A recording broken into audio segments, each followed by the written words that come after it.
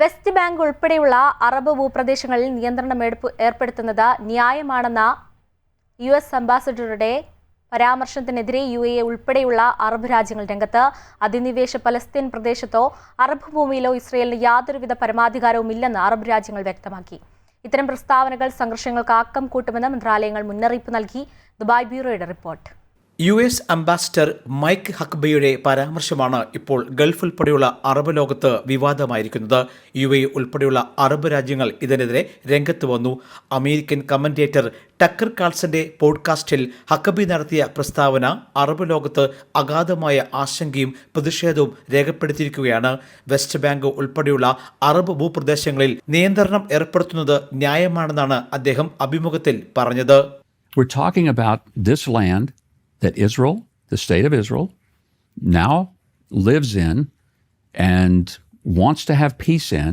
They're not trying to take over Jordan. They're not trying to take over Syria. They're not trying to take over Iraq or anywhere else. But they do want to protect their people.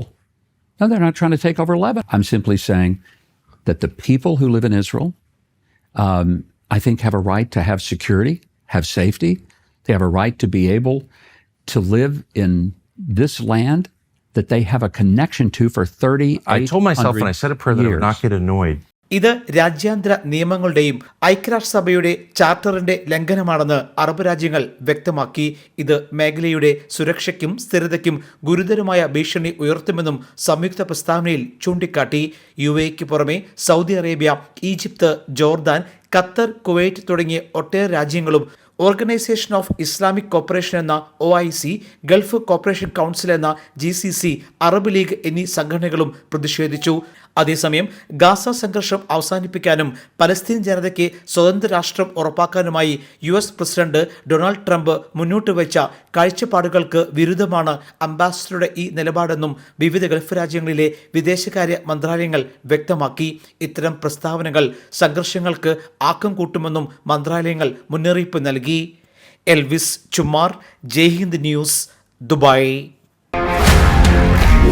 One anchor every week, 20 years, 1,000 episodes on one TV channel. Middle East This Week, an Elvis Chumar TV show. Exclusively on Jayhind TV. Stay tuned for the 1,000 countdown.